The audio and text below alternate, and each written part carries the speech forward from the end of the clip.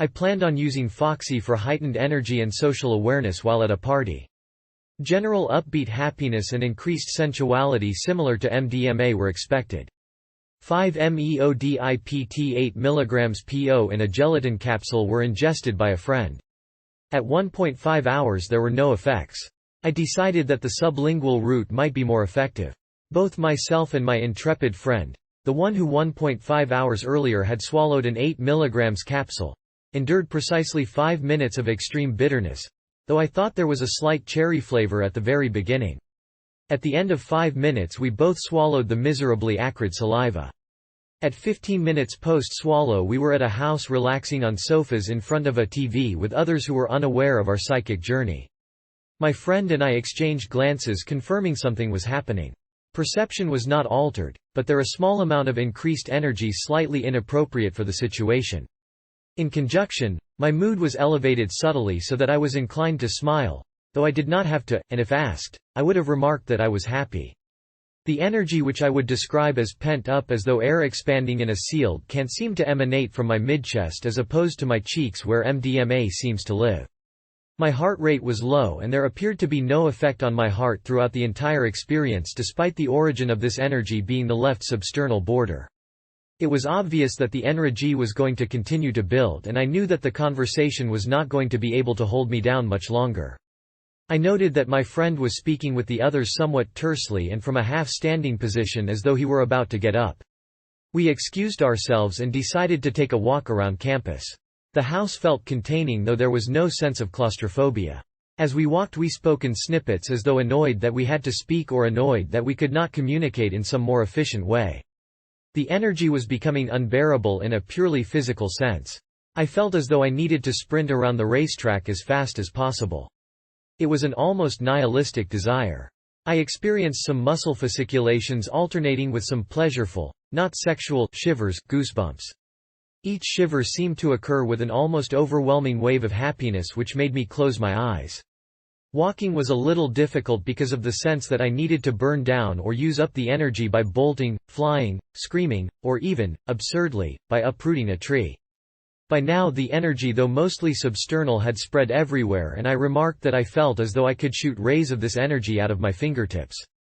By now interaction in a socially structured situation where people were not in on our little secret would have been difficult and maybe even dangerously frustrating. Yet, the fact was, we had, possibly wrongly, planned on bending the effects of the substance to our will so that we could use it to enhance our experience at a party.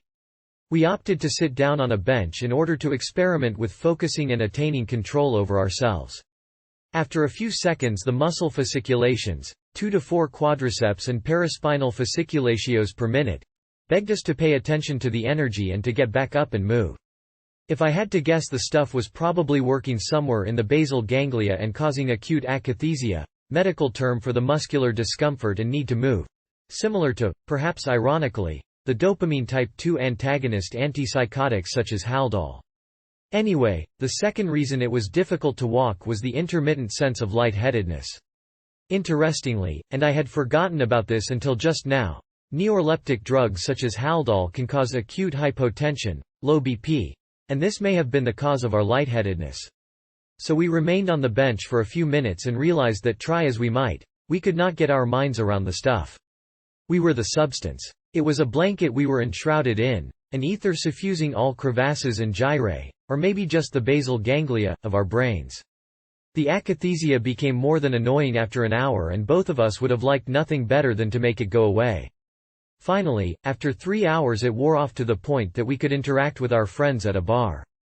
A beer seemed to be the final straw for the little ball of energy which soon after the second beer warmed, flickered, and finally went out, allowing me to relax. 24 hours post-dose I am still feeling afterglow-like effects similar to MDMA. The afterglow is pleasant company and gives everything a slightly happy flavor. As an afternote, warning, there are some things to think about. If one continues in the analogy to D2 antagonists, this drug could predispose people to acute dystonia, oculogyric crises, reduced seizure threshold and even neuroleptic malignant syndrome.